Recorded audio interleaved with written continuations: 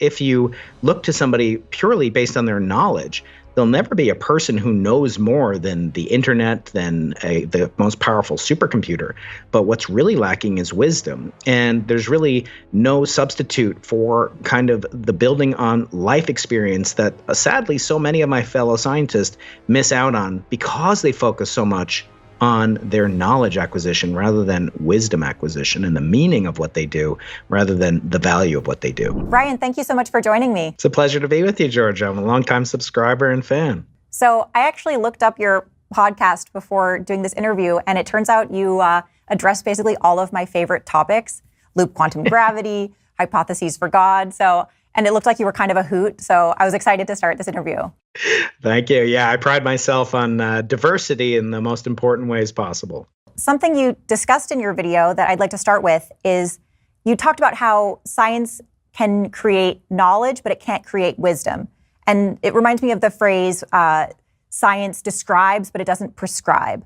So can you, for the audience, do a little example to kind of show what you mean by science creates knowledge, but it doesn't create wisdom? Yeah, I think, it's really nowhere better illustrated than if you look at the lives of the greatest scientists of the past 100 years. These are typically men, although thankfully it is getting more common to see women rising to the ranks of Nobel laureates. However, some of the most famous Nobel laureates in history had some of the most odious opinions about policy towards racial minorities, towards women. And in many respects, it's really kind of shameful that we venerate these people for their knowledge so much that it really crosses the boundary into perceiving that they might have some special wisdom. And I always say it's quite dangerous to do that, because if you look to somebody purely based on their knowledge, there'll never be a person who knows more than the internet, than the most powerful supercomputer. But what's really lacking is wisdom. And there's really no substitute for kind of the building on life experience that sadly so many of my fellow scientists miss out on because they focus so much on their knowledge acquisition rather than wisdom acquisition and the meaning of what they do rather than the value of what they do. Well, that makes me think a lot about COVID, because obviously this past year we've all heard the phrase follow the science. But as your video discussed, science can give you data, but it can't necessarily give you a prescription for what to do with that data. I'd be interested to hear your thoughts on that. Yeah, it was certainly running through the back of my mind as a theme that we often hear, follow the science, or we listen to science, or we're the party of science. And, science has no political affiliation. No one ever looks up at a constellation and says, oh, that's the Republican constellation over there. There's a Democratic asteroid coming in that direction. It doesn't exist. So science should be apolitical, and we don't elect scientists to make decisions for us as sort of this intellectualocracy. And as even Nobel laureates have told me on my podcast, if you think we're really bright and we have some special wisdom, you've never seen us trying to make a selection for breakfast in the morning that we got our Nobel Prizes. So I think, yes, it is very dangerous to say that science belongs to an individual, or even that there is groupthink. This notion that we should trust the science sometimes, again, gets distorted into a message of the real message being you should obey scientists. And again, we never elected these people, no matter how brilliant they are, no matter how many Nobel Prizes they might have. We don't elect them. We elect politicians. And it's bad for politicians that we elect the president, vice president, et cetera, to derelict their duty and say, we're just going to follow the science, as if there is uniformity of thought within science. If there was, it would be a bad day for science. In your video, you also talk about what good science is. And actually, I want to play a clip of that, and then I'm going to ask you a question about it. So how do we do good science? This is not a new question. Since the 17th century, scientists have employed the so-called scientific method to guide their work. It's not a perfect guide by any means, but it's pretty darn good. The method involves 1. Formulating a theory. 2. Predicting the evidence that should be found if the theory is true. 3. Collecting data. 4. Analyzing the data. 5. Refining the theory and presenting evidence to other experts. So in cases like COVID, and I also think of maybe climate change, when we're in a situation where we're very reliant on models because models are all we have, what does good science look like in those situations where we're considering a threat for the future or potential threat? So, what's confusing sometimes for lay people who are not scientists is the distinction between a theory and a model. We typically think of things, oh, a theory is just a kind of an opinion. That's just your theory. But actually, in science, a theory is a very well tested set of hypotheses backed by observational evidence, tested by claims, and often backed by consensus. However, a model might just be a prediction made by a single individual based on a preceding theory or hypothesis. And so they carry very different weights. And so, as I say, kind of channeling my inner Yogi Berra, it's very difficult to make predictions, especially about the future.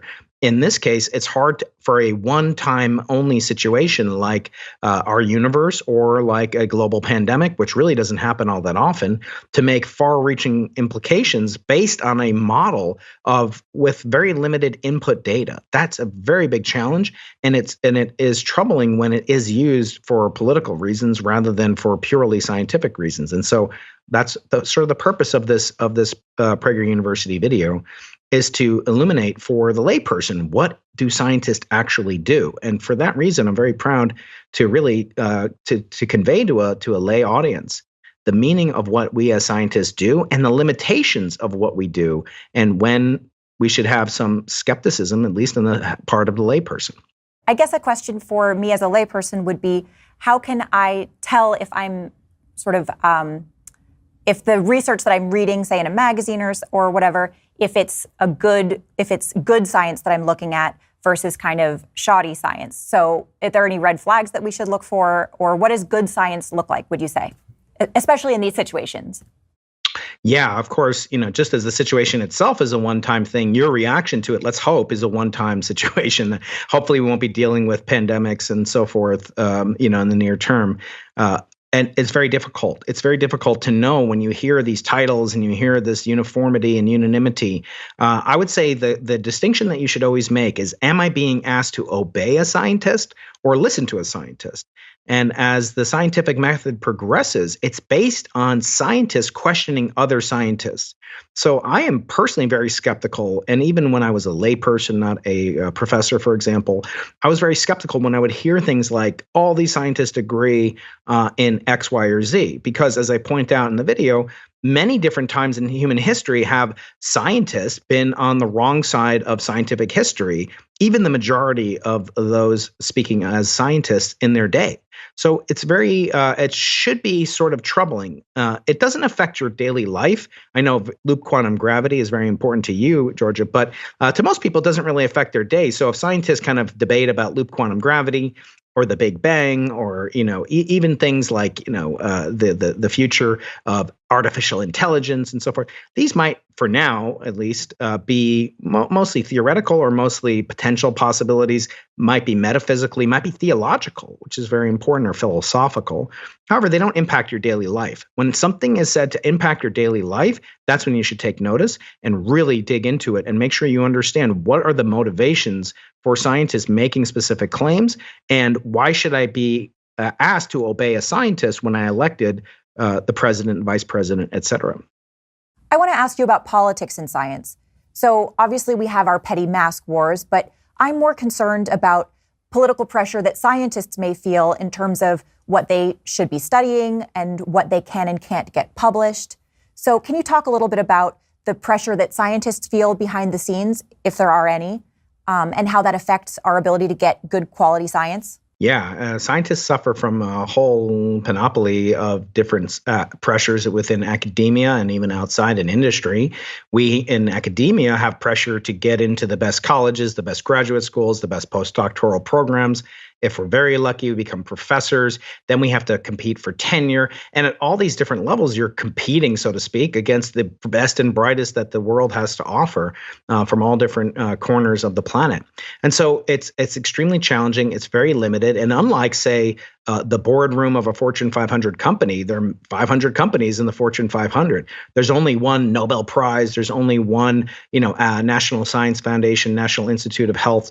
So a lot of times there is pressure to conform to the standard practices, to the best practices, which sometimes makes people much more conservative, little c, than is good for the actual generation and perpetuation of knowledge. And I think on the one hand, we spend a pittance on the scientific research compared to how much we spend on lipstick and other things. My favorite statistic is that we spend more on lipstick than all of NASA's budget. Now, lipstick's important, as you can tell, from my appearance. But nevertheless, the future of the world, we're always told, is at stake with things like STEM and potentially human-induced climate change. I mentioned that in the video.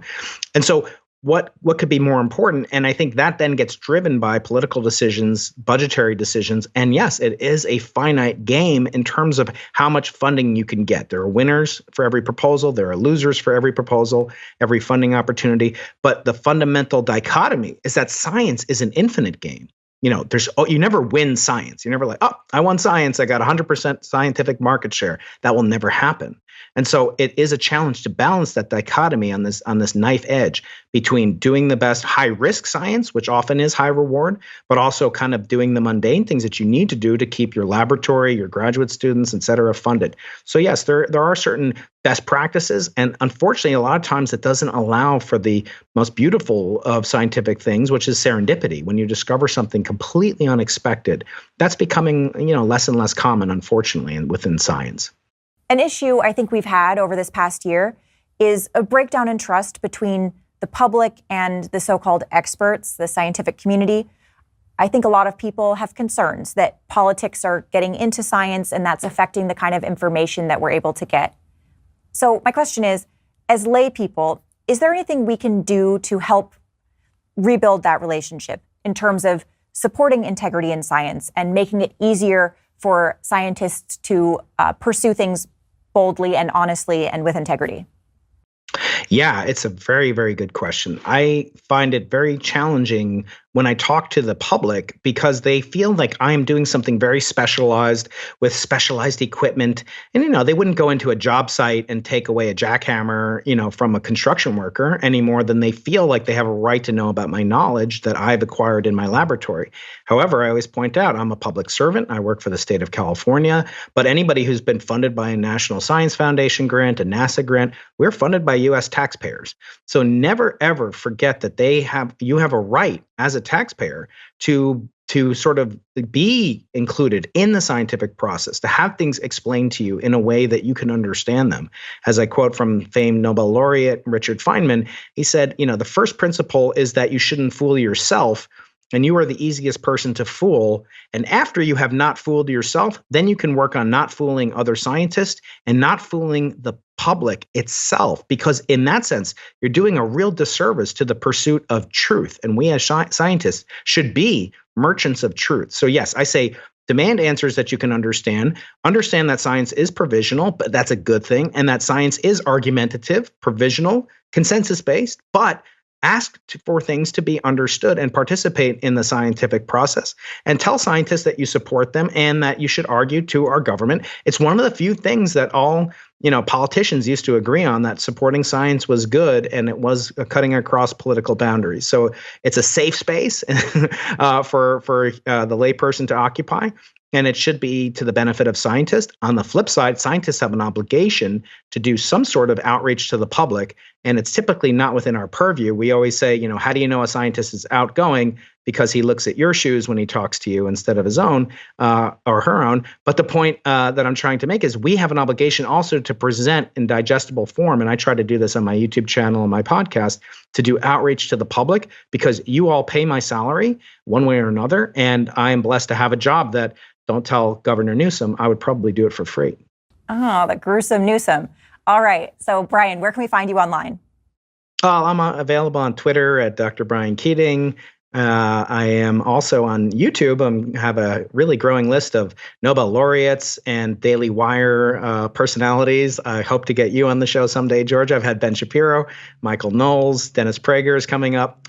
And I've also had 9 other Nobel Prize winners, in addition to Michael and Ben and so forth. So I have on wonderful guests. I'm also on a podcast, Into the Impossible podcast, where we deconstruct the most magnificent minds in the multiverse.